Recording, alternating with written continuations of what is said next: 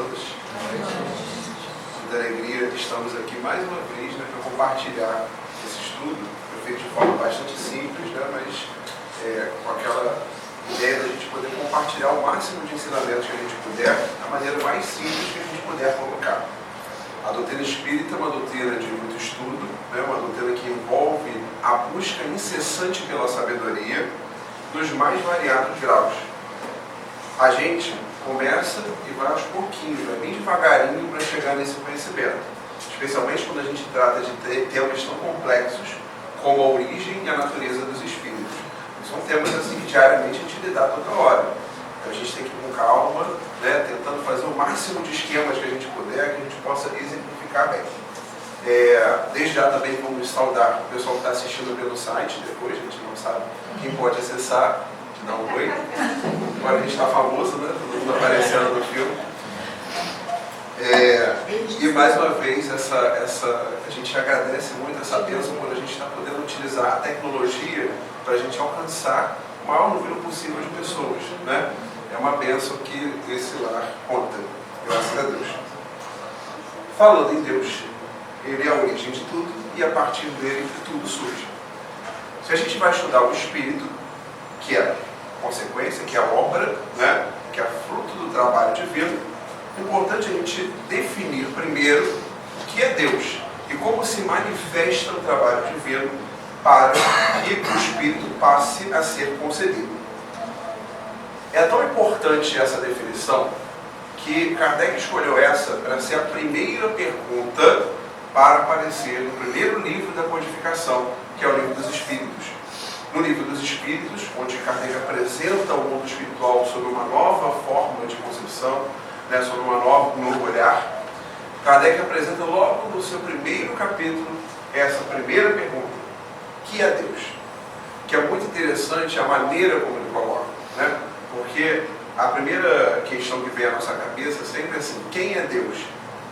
Porque a gente sempre imagina, vem do senso comum, aquele Deus individualizado, né, fruto das tradições católicas e antes das católicas, da antiguidade oriental, onde os deuses tinham características de humanos, né? A gente fala dos deuses antropomórficos, tinham características do ser humano. Kardec parte de uma outra definição, porque a ideia é entender a essência.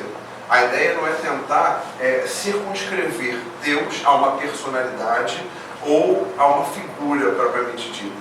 Mas assim, a ideia é tentar entender que força é essa e como essa força se manifesta através dos tempos. E aí, a pergunta é: o que é Deus? A resposta dos Espíritos: Deus é a inteligência suprema, causa primária de todas as coisas. Tudo parte de Deus e a maior referência de inteligência que a gente pode conceber. Logo após, ou menos após, no Livro dos Espíritos ainda, Kardec faz a pergunta onde ele tenta descobrir quais são os atributos da divindade. E ele busca, junto aos Espíritos, entender como a gente pode chegar ao entendimento de Deus. Compreender totalmente Deus, nenhum de nós consegue. A gente ainda não tem um grau para atingir essa compreensão. Mesmo os espíritos da codificação ainda estavam muito estudando, né, para tentar chegar a conclusões mais derradeiras. Mas o que a gente pode saber são os atributos gerais da divindade. O primeiro grande atributo é que Deus é imutável, né? O segundo grande atributo é que Deus é imaterial. O terceiro grande atributo é que Deus é único. O quarto, ele é todo-poderoso.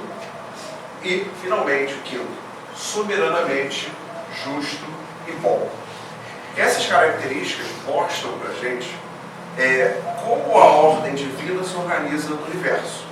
É uma ordem sistemática, é uma ordem que parte de um critério de inteligência organizada, e aí por isso essa ideia de ser imutável, né? A ideia da imaterialidade, e é um Deus único. Por quê? A ideia da existência de múltiplas divindades, múltiplos deuses, traz também a consequência de um mundo de caos, né? De um universo de caos, onde não há ordem estabelecida, onde grandes poderes se chocam. Então a ideia é uma consciência única que dirige a tudo e que a tudo cria. E é um Deus todo-poderoso. soberanamente justo e bom. Essa é a melhor concepção do entendimento divino que a gente pode trazer de uma forma muito resumida. Essa concepção do soberanamente justo e bom, ela não acompanhou a humanidade em todos os momentos. As primeiras noções que se tem da divindade não são bem dessa forma. São de deuses vingativos, punitivos, primeiro no plural, depois se chegou ao consenso do Deus único. Quem chegou nesse consenso, essa ideia do Deus único, foram as tribos organizadas dos hebreus, que deram origem ao povo judaico. E aí a gente vai ver que eles chegam pela primeira vez no monoteísmo. Mas, quando conhecem essa ideia do Deus único, ainda assim não chegam à essência do que é esse Deus único, do que ele representa. Porque ainda partem daquela ideia de um Deus extremamente punitivo, vingativo, aquele Deus que pune, aquele Deus que violenta, aquele que castiga. Até que, há 2016 anos atrás, surgiu alguém. E surgiu alguém com palavras transformadoras, revolucionárias, mas que fez uma grande revolução sem pegar em armas nenhumas. Que fez uma grande revolução a partir da palavra, e da palavra que vinha do coração. Da palavra que é munida de uma sabedoria eterna, de uma sabedoria maior do que aquela que nós somos capazes, por enquanto, de alcançar. E a gente ainda tenta e busca incessantemente. Mas que vamos alcançar certamente como a doutrina nos ensina.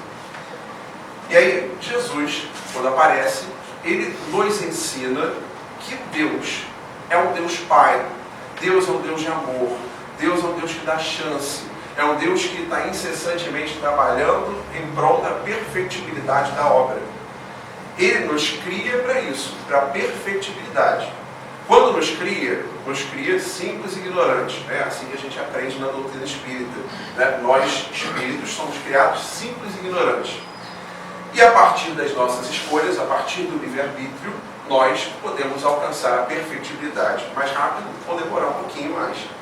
Alguns milênios, algumas encarnações a mais. E aí a gente consegue fazer um esquema para a gente entender mais ou menos a criação. Bem mais ou menos, tá? Deus é o princípio criador, não é isso? Aqui abaixo temos os reflexos da criação divina. São dois grandes elementos que a doutrina espírita nos ensina. O princípio espiritual, que dá origem ao princípio inteligente universal, que por sua vez origina o espírito. E o princípio material, que vai dar origem à noção de fluido universal. Essa organização aqui é da Federação Espírita. Tem algumas questões aqui para a gente colocar. O fluido universal não necessariamente ele é a matéria em si. Tá? Ele é um fluido que organiza capacidades da matéria, mas que interage também com o princípio espiritual. Eu até coloquei aqui, eu acrescentei aqui, o fluido cósmico universal. É um fluido que vem da criação divina e que promove a interação entre o princípio espiritual e o princípio material. Assim que se organizam os dois. E o princípio inteligente, que emana do princípio espiritual, que dá origem ao espírito, é o elemento primitivo espiritual, cuja natureza ainda desconhecemos. Porque na doutrina dos espíritos, nem tudo é dado ainda a gente conhecer. Há muita coisa que ainda precisa avançar em termos de estudo, mesmo de lá do ponto de vista da espiritualidade. Eles afirmam isso para a gente, e a ideia é que o caminhar da ciência e o caminhar da ciência espírita propriamente dita nos leve ao entendimento maior dessas questões ainda misteriosas para a gente. E aqui é colocado que o princípio inteligente ele é suscetível de um desenvolvimento evolutivo. Então, ele vem na ignorância, ele vem na simplicidade, mas o caminhar é o caminhar da evolução, é o caminhar do aprimoramento, é o caminhar do crescimento. Aqui a gente não trabalha com o conceito de involução. Uma vez acumulada uma conquista, uma vez acumulado o crescimento, você não retrograda. Esse é o ensino dos espíritos. Uma vez que a gente tem essa conquista, uma vez que a gente evolui, que a gente caminha, a gente não volta atrás, não perde aquilo que conquistou. E aí, partindo para as questões que Kardec coloca. Ele coloca assim para a gente. Haveria, sim, dois elementos gerais do universo. a matéria e o espírito? E a resposta dos espíritos, né, ela vai sinalizar que sim, mas vai pormenorizar. Deus, o Criador, o Pai de todas as coisas. Essas três coisas são o princípio de tudo que existe. Ou seja, Deus, Espírito e matéria. Né? A Trindade universal. Mas ao elemento material é necessário ajuntar o fluido universal, que exerce o papel de intermediário entre o espírito e a matéria propriamente dita, demasiado grosseira para que o espírito possa exercer alguma ação sobre ela. Embora, de certo ponto de vista, se pudesse considerá-lo como um elemento material, ele se distingue por propriedades especiais. Se fosse simplesmente matéria, não haveria razão para que o espírito não o fosse também. Ele está colocado entre o espírito e a matéria. É fluido, como a matéria, e matéria suscetível em suas inumeráveis combinações com esta, e sob a ação do espírito de produzir infinita variedade de coisas, das quais não conheceis mais do que uma ínfima parte.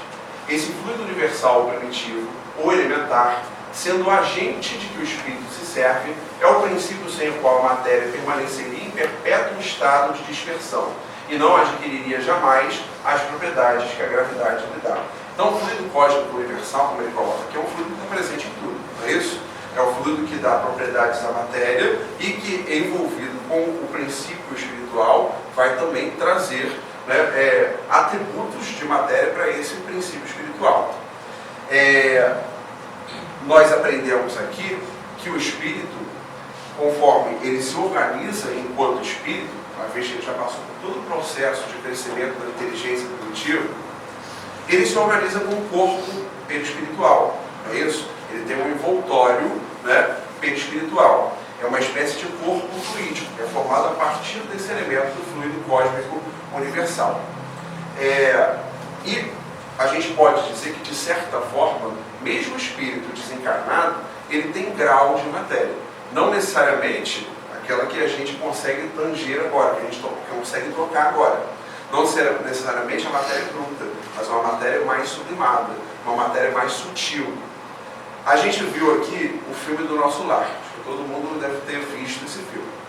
E tem uma hora que o Lísias, né, aquele companheiro do Luiz, ele até diz assim: olha, eu vou pedir para tal pessoa que materialize uma roupa para a gente. Alguns, né, com entendimento mais básico, podem se chocar a princípio com isso, porque pensam, pô, eles estão na colônia espiritual, como é que vai materializar? Então, se você partir desse ensinamento, que o espírito também possui um grau de matéria, você consegue entender essa frase do Lísias. Não é a matéria como a gente pensa aqui agora, não é a matéria como a gente vê agora, mas é uma matéria mais, menos substancial, tá bom? Oi? Menos densa. Seria esse fluido o que designamos por eletricidade? Vem a curiosidade de Kardec, né, entrando em sintonia com os saberes científicos daquela época. Porque é um momento muito interessante do século XIX, quando a humanidade está se aventurando por uma área de conhecimento até então nunca antes vista. Porque é quando a gente está vendo os fenômenos da microbiologia, é quando se descobrem os vírus, as bactérias, os efeitos que eles têm, é quando os microscópios passam a ser utilizados nos laboratórios. Até então, muito tempo atrás, século XVI, XVII, o homem ele conseguia enxergar o universo macrocósmico. Tinha um cara lá chamado Copérnico, que ele conseguia investigar as estrelas, investigava o Sol, né, tinha os observatórios. Mas agora no século XIX é ao contrário. Agora o homem está indo para um mundo microscópico. Tá? Então assim, ele está se aventurando para um mundo invisível, né, a olhos nus, mas que os elementos científicos conseguem enxergar. Paralelo a isso, também se descobrem vários outros efeitos, como o efeito dos gases, o efeito da queima dos combustíveis, o efeito da eletricidade. É uma tecnologia dominada só no século XIX pelo homem. Tecnologias que você não consegue ver a olho nu, propriamente dito, mas que causam efeitos. Isso deslumbrava muita gente. A partir daí, várias teorias surgiram sobre o mundo invisível, qualquer coisa poderia ser uma força, tem teorias absurdas que surgem nesse momento. E aí, Kardec, quando ele vê essa colocação dos espíritos sobre fluido cósmico universal, Isso aqui é uma coisa muito abstrata para a gente. Quero saber mais. Porque fluido, todo mundo falava de fluido o tempo inteiro. Então ele falou, eu quero saber que tipo de fluido é esse. Aí, seria esse fluido que designamos por eletricidade? É a resposta dos espíritos. Dissemos que ele é suscetível de inúmeras combinações. O que chamais de fluido elétrico, fluido magnético, são modificações do fluido universal, que é propriamente falando uma matéria mais perfeita, mais sutil, que se pode considerar como independente. Então, a fonte desses fluidos é o fluido cósmico universal. É ele que vai dar origem a todos esses outros fluidos, que quando materializados são perceptíveis por nós, humanos. Mas propriamente não, o fluido cósmico ele não é um fluido elétrico. Tá? Ele pode se manifestar através de um fluido elétrico. Tudo isso, Livro dos Espíritos, né? A referência está aqui, capítulo 2, questão 27. E aí, resumão, o fluido cósmico universal, ele contém os elementos materiais, fluídicos e vitais de todos os universos. Não é um elemento material porque tem propriedades especiais. É agente de que o espírito se utiliza, está na Gênese. Então, em todo o universo se encontra o fluido cósmico universal. Se encontra aqui, se encontra conosco, se encontra nos outros planetas, se encontra no universo em expansão, né? E é dito, a ciência hoje tem descoberto que o universo ele não para de se expandir. Olha que coisa, quando a gente começa a se aventurar para estudar a astronomia, não é a astrologia, não. Astrologia é signo, essas coisas. A astronomia, que é a ciência da observação dos fenômenos celestes, né? Quando a gente se aventura para estudar astronomia, a gente se depara com muitos saberes, com muitas questões que a doutrina espírita coloca para a gente. Para começar, no passado, muito tempo atrás, quando a Igreja Católica dominava o cenário histórico nosso, se dizia assim, a Terra é o centro do universo. Por quê? Porque Deus criou o homem é a imagem e semelhança de Deus, então só pode acontecer da Terra ser o centro do universo. Porque os filhos diletos de Deus, a criação mais perfeita de Deus, está aqui. A Igreja Católica só foi desafiada com esse saber lá no século XVI, por Nicolau Copérnico, que aí vai observar, fazer os cálculos matemáticos, olhando o céu, observa a geometria das estrelas. Ah, entendi, não é a Terra que é o centro do universo. Imagina quanta abstração esse cara não precisou para chegar no conhecimento desse, né?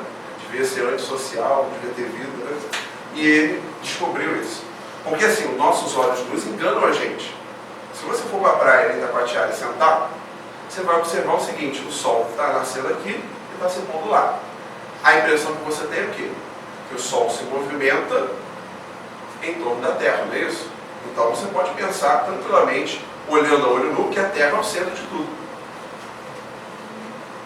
Mas ele resolveu ir além, construiu um sistema de lentes para poder enxergar acima. E aí ele começou a calcular cada estrelinha que ele via e colocou essas estrelinhas em posição, aqueles maiores que ele observava que era o planeta, ele botava na posição geométrica e ficava fazendo isso todos os dias do ano, com toda a paciência do mundo. E fez isso durante vários anos. Aí ele percebeu, com a referência entre um e outro, que o Sol ficava separado. Que eram os outros que se moviam em torno dele. Aí Copérnico foi lá e falou, o Sol é o centro do sistema. Até achou ele na época, o Sol é o centro do universo. Ele chamou de heliocentrismo essa teoria. Interessantíssimo, foi um grande avanço. Ainda assim ele não estava propriamente certo, porque hoje a ciência diz pra gente, a NASA coloca pra gente, que o universo está constantemente em expansão. Enquanto a gente está falando aqui, a cada segundo tem 7 septilhões de estrelas sendo criadas. Tem noção do que é isso? Nem eu tenho noção. Começa a escrever aqui e vai parar lá embaixo. 7 septilhões de estrelas estão sendo geradas. Eu não estou falando assim de planetas, estou falando de estrelas, como o Sol, que tem vários planetas em torno dela. Se a gente tem esses 7 septilhões sendo gerados a todo instante, tem uma coisa aí que está gritando para a nossa consciência espírita para a gente dizer. Por que isso acontece?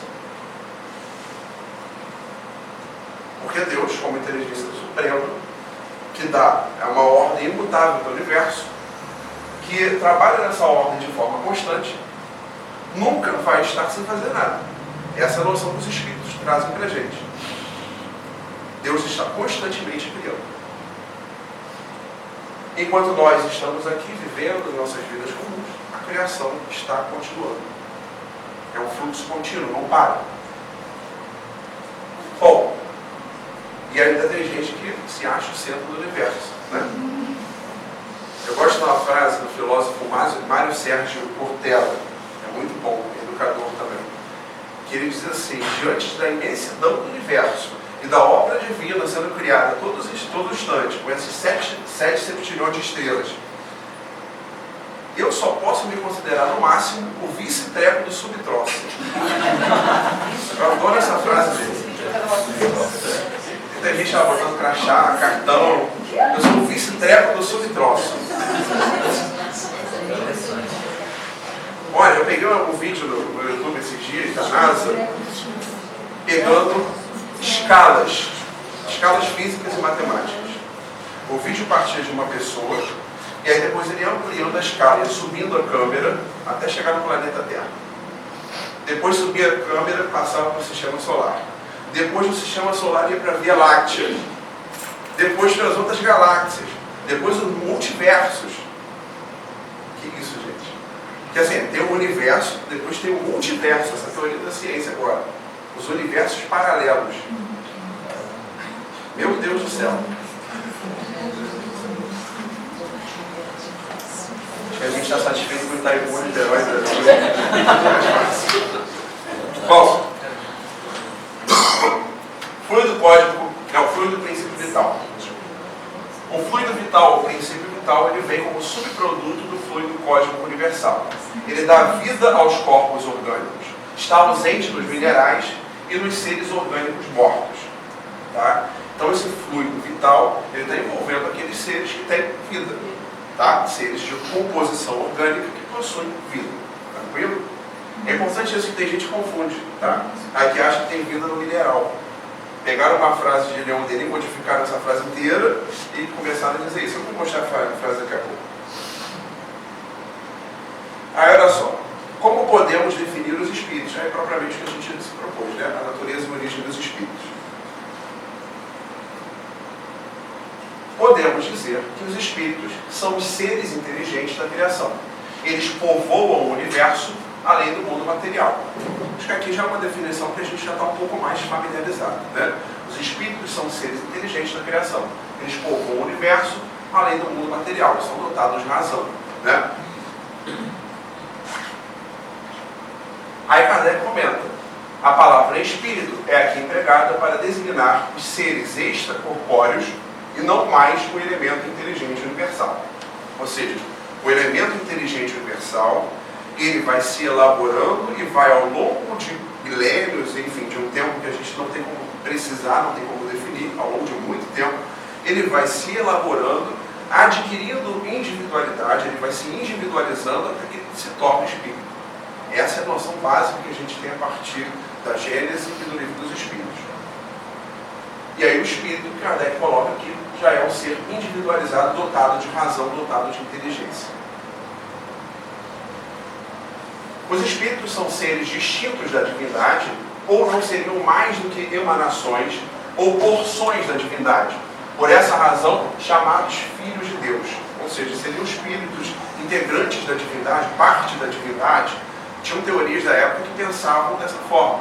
Colocavam esse tipo de afirmação. Mesmo dentro do meio espírita, se colocava assim.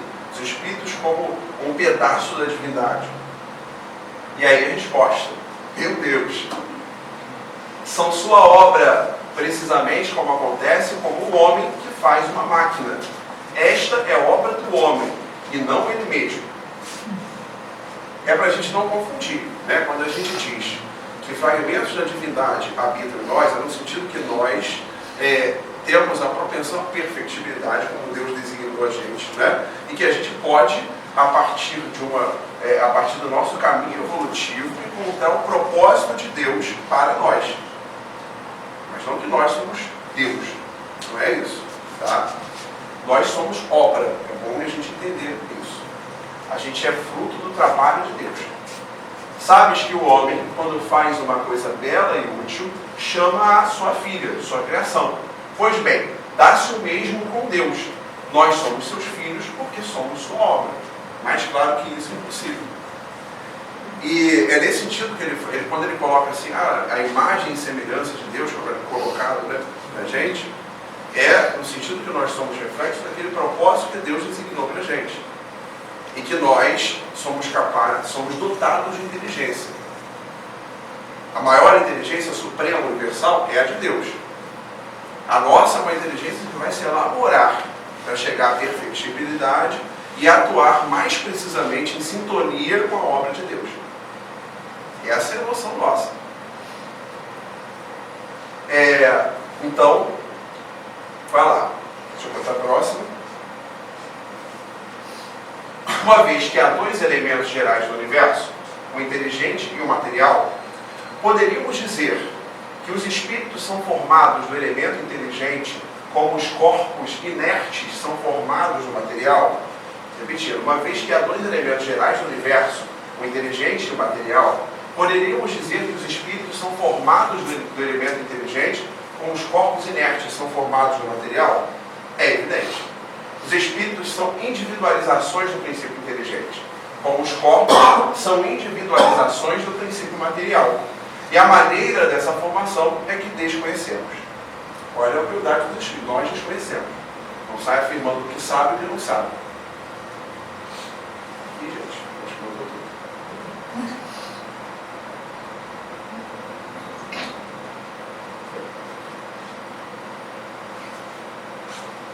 É certo dizer que os espíritos são imateriais? A gente até entrou nessa discussão, né? Não é. A essência propriamente do espírito, né, o princípio inteligente que forma o espírito, ele sim, ele não é uma matéria propriamente dita. Agora, quando a atuação do fluido cósmico universal se dá e se forma um corpo perispiritual, aí ele é dotado de matéria. Como podemos definir uma coisa quando não dispomos de termos de comparação e usamos uma linguagem insuficiente? Um cego de nascença pode definir a luz? Imaterial não é um termo apropriado. Incorpóreo seria mais exato termo. Pois deves compreender que, sendo uma criação, o espírito deve ser alguma coisa.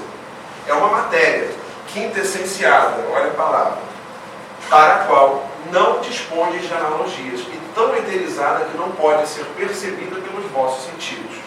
Então possui alguma coisa de matéria? A palavra matéria é difícil para a gente utilizar ali. Mas ele diz da substância de uma matéria quintessenciada. O que é isso? Deixa eu botar aqui, ó, a definição de quintessenciada, segundo Aristóteles. Quintessência. Segundo Aristóteles, o quinto elemento do qual seria composto o universo. Substância etérea, que permearia o cosmos. Para o espiritualismo, a essência da qual seriam compostos os espíritos. Né? Então, é uma essência extremamente sutil. Totalmente imperceptível ao nosso olhar. Comentário de Kardec.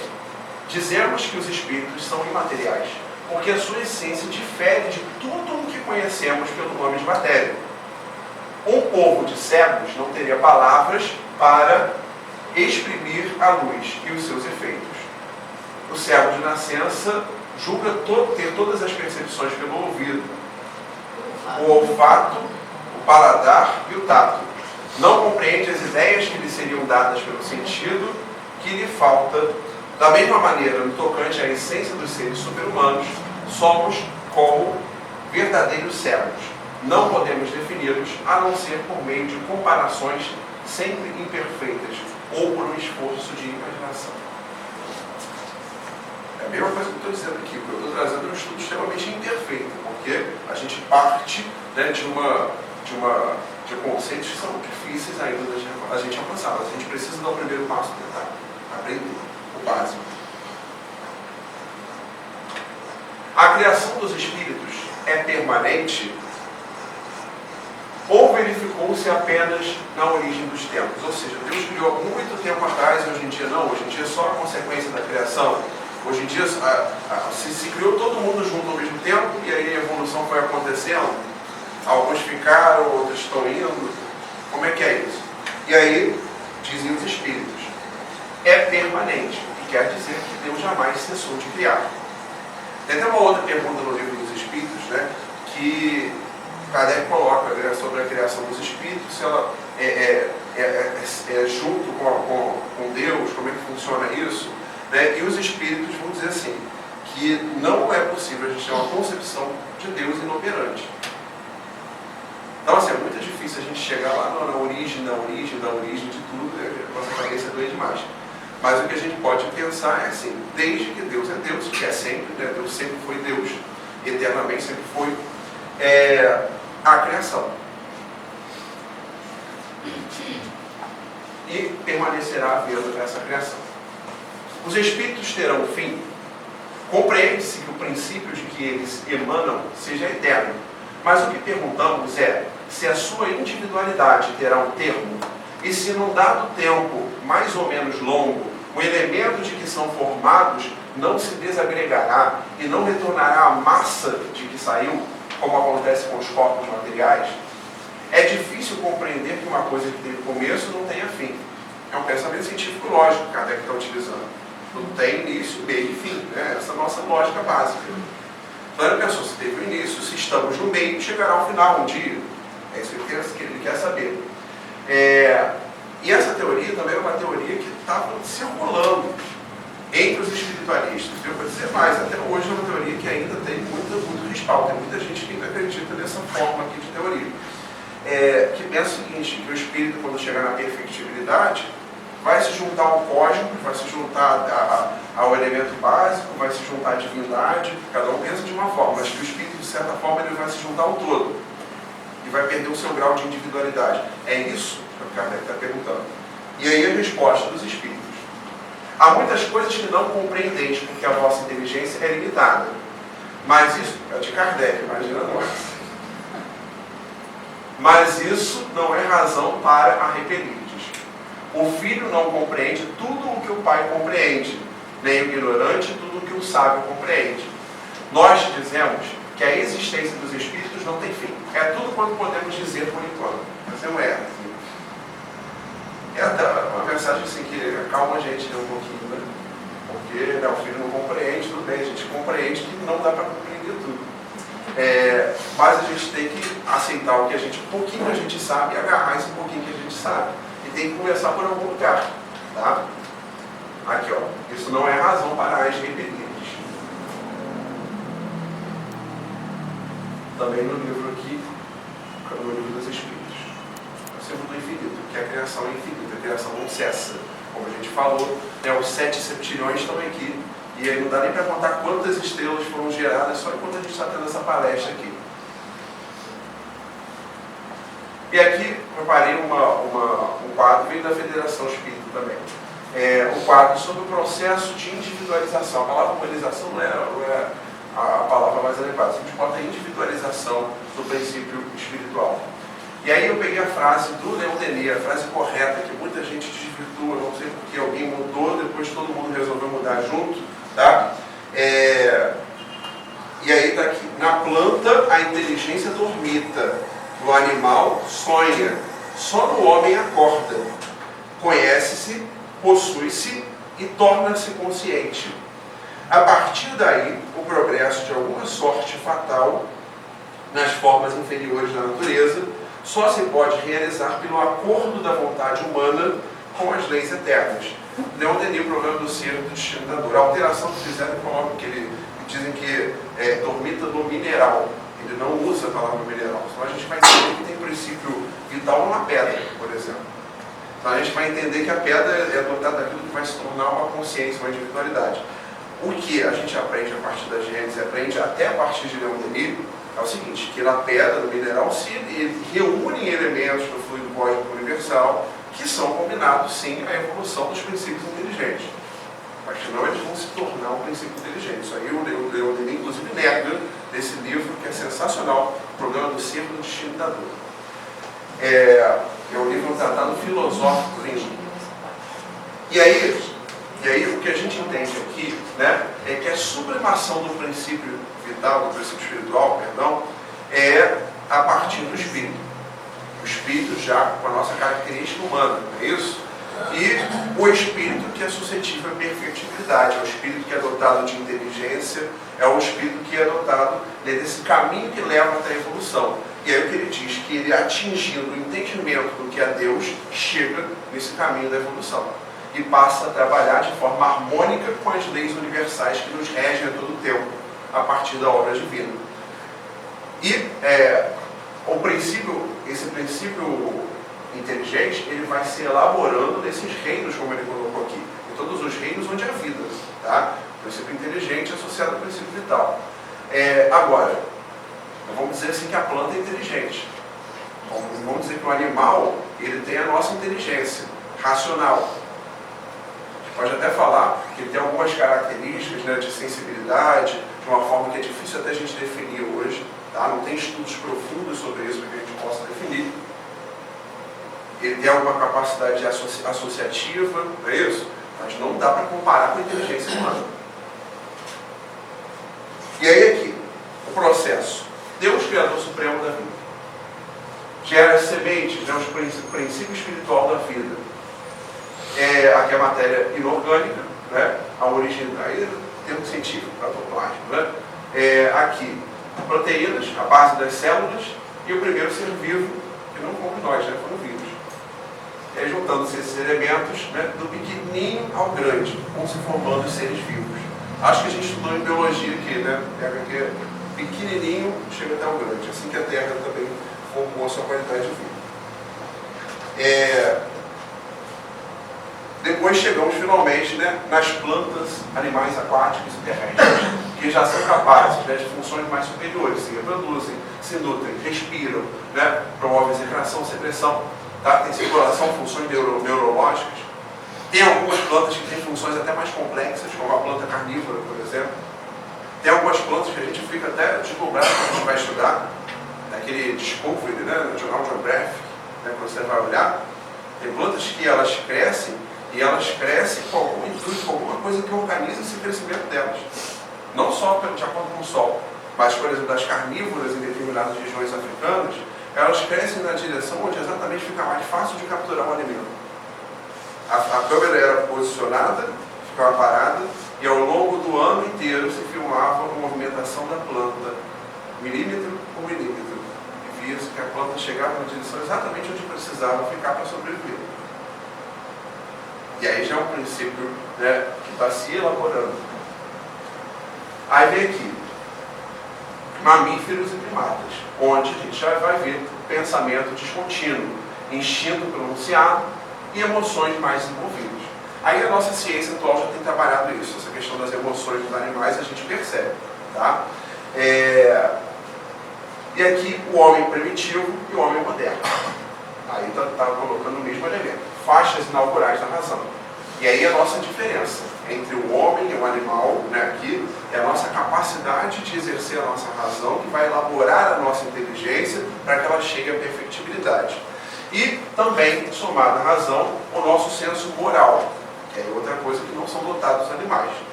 É a nossa característica enquanto espíritos. Nós temos o senso moral que também nos conduz para esse caminho da perfectibilidade. Tá? Respeitando nosso livre-arbítrio, né, que a gente tem, a gente pode escolher fazer os caminhos, mas a gente tem o senso do que é o certo e do que é o errado, caminho com a gente. O pensamento é contínuo, livre-arbítrio, né, que aí já é uma prerrogativa do espírito, memorização, aprendizado, sentimentos e a percepção de Deus, de si e do outro. É uma outra questão que a gente não vê no reino animal. Não tem essa percepção da individualidade, não tem essa percepção do outro. No reino hominal, onde a evolução se dá de uma forma mais acentuada, a gente já tem essa capacidade de se enxergar e se enxergar enquanto parte de uma obra divina maior, de um plano maior, e enquanto parte de uma comunidade maior de seres. E aqui tem uma frase, né, que vem do livro Alvorada do Reino, de Emmanuel, né, onde ele coloca, também é famosa, aí também é uma frase bem conhecida: o animal caminha para a condição de homem, tanto quanto o homem evolui no encalço do anjo. Então é uma comparação interessante, né, que coloca uma barreira bem grande entre um e o outro, né, embora ele indique que esse é um caminho, tá? Ele diz que tem gente que pensa assim: o meu cachorro vai encarnar na pessoa? morreu, não é assim. Não é assim que a doutrina define. O que a gente define é que tem um princípio inteligente sendo elaborado ali, e a gente não sabe qual é o caminho que ele trilha para que esse princípio inteligente seja dotado, se torne um espírito. Agora, o cachorro vai encarnar uma pessoa? Não. Isso é bem determinante, importante de falar. E a distância que ele coloca, né? A distância que nós temos para o anjo é uma distância muito grande, da mesma forma o animal para a gente. Então é a mesma da cura. Tem do animal para a gente, tem a gente para o anjo. Eu considero que é muito, no meu caso. Então, ainda, André Luiz, muito bom, Evolução em Dois Mundos. O espírito, ainda que primitivo, possui pensamento contínuo.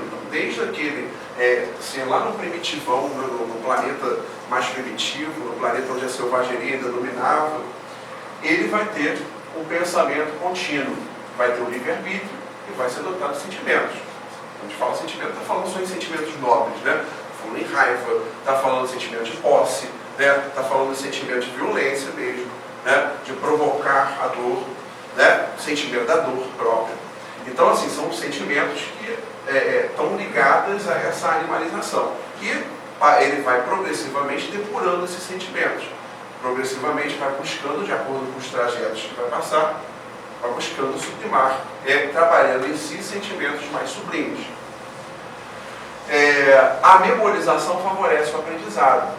E é no sentido assim, você fez uma coisa, não deu certo, lembrou, não faz de novo. Tem aquela cena para criança, o filme do Rei Leão, já viram? Todo mundo vê aqui, né, no filme. O macaco vai lá e bate na cabeça do leão. O leão, doeu e tal. Aí o macaco diz, você tem que aprender com o seu passado. O que ele faz? Bate de novo, o leão baixa a cabeça. Porque a gente, quando passa pelos processos, mesmo aqueles que causam a dor, aqueles que causam problemas pra gente, a gente aprende. A gente aprende a como não fazer, a como buscar fazer. Então, a gente aprende como? A partir da capacidade de captar, de memorizar aquilo que aconteceu, de formar quadros mentais e, a partir desses quadros mentais, organizar a nossa ação. Aprendendo com o passado, aprendendo com tudo aquilo que a gente passou. Então, o espírito, ainda que primitivo, tem a percepção de Deus, de si e do outro. Tá, e André Luiz, Evolução em Dois Mundos. Também encontramos no livro do Dr. Jorge Andréa. A conquista da razão faz nascer o princípio de responsabilidade e todo o contingente de elementos éticos e morais evidenciados nas manifestações do livre-arbítrio pela expressão legítima da lei de liberdade. Aí vem André Luiz, Evolução dos Mundos também. Mesma coisa, né? O Jorge André também. Então, ele coloca o seguinte, a razão é essa nossa capacidade humana de superarmos a nós mesmos e superarmos as nossas adversidades.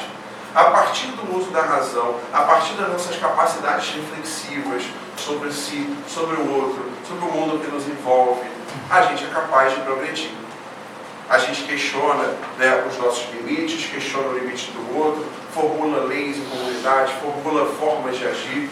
Então, a partir do exercício da razão, que a gente se liberta das nossas amarras ruins e negativas do passado, que a gente busca, pelo menos, um novo caminho. Talvez a gente ainda não tenha conseguido trabalhar totalmente o sentimento, talvez a gente ainda não tenha conseguido totalmente nos livrar dos nossos vícios, mas a razão já está chamando a gente para a gente tentar fazer isso. Então, a gente, a partir do aprendizado, começa a buscar reformular a nossa conduta, o nosso sentimento, a partir da nossa capacidade reflexiva. E aqui, no caso, a doutrina é a nossa aliada para estimular a nossa razão.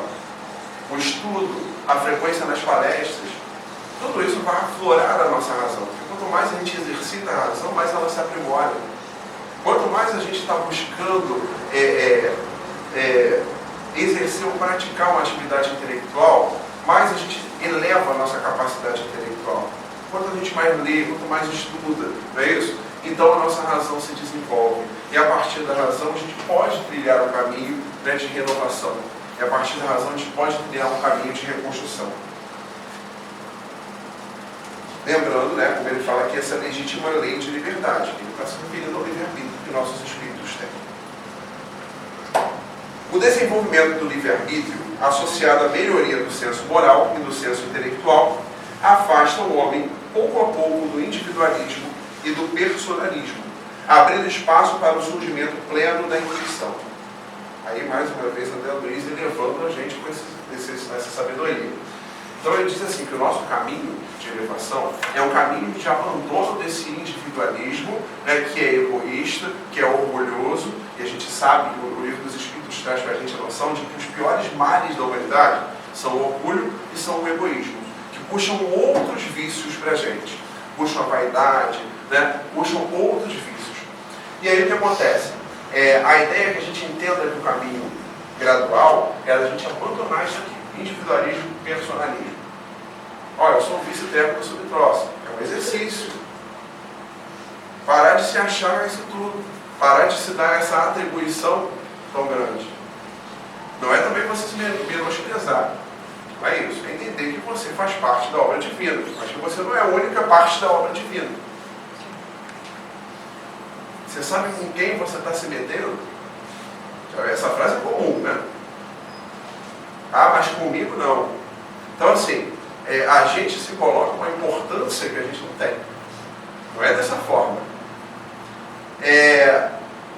Quando a gente vai analisar a vida dos principais adeptos da doutrina, dos principais missionários, o próprio Kardec, o que a gente aprende? Eles estão o tempo inteiro se diminuindo para que uma verdade maior cresça.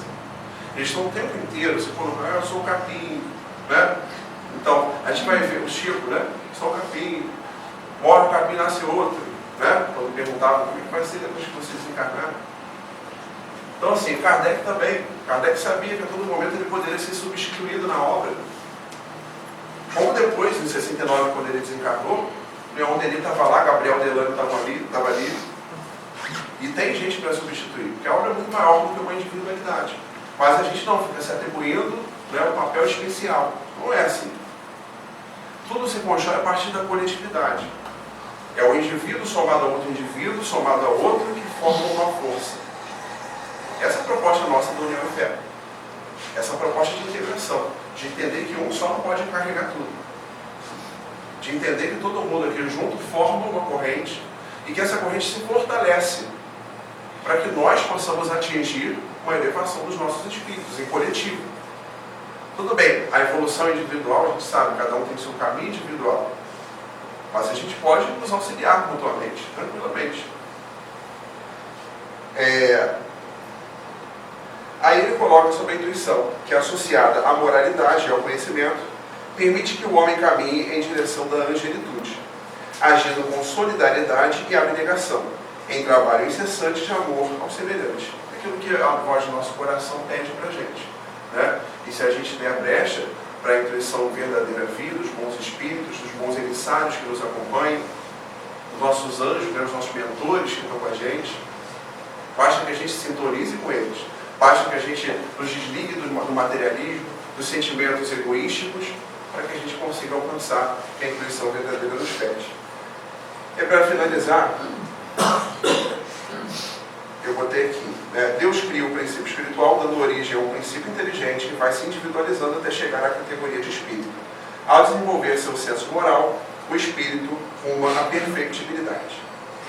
E isso aqui é uma poesia, não é uma poesia, é uma linguagem poética que veio no século XIX através de uma comunicação mediúnica lá em Berlim, para o Araújo Montalegre, rapidinho.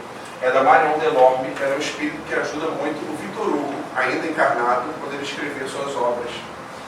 E aí ela coloca o seguinte: querem saber o que é o espírito? O espírito é a concepção mais delicada da sabedoria de Deus. O espírito é como um perfume que sobe ao altar do Deus de todos os mundos. É imperceptível aos olhos da carne, que grosseira não pode compreender uma coisa tão sublime. Vês tu o pensamento de teus amigos ausentes próximos de ti? Vês tu o voo do teu próprio pensamento, quando ele se abraça com os teus amigos já mortos, com teus parentes ainda vivos, e com Deus, que tu não vês, mas que tão bem compreendes? O Espírito é o sol que penetra nas profundezas do oceano, é o vento livre que abate o rijo carvalho, sem que ninguém lhe veja a forma de sua existência real. Eis o que é o Espírito. Bom, agradeço a atenção de todos. Uma boa noite a todos.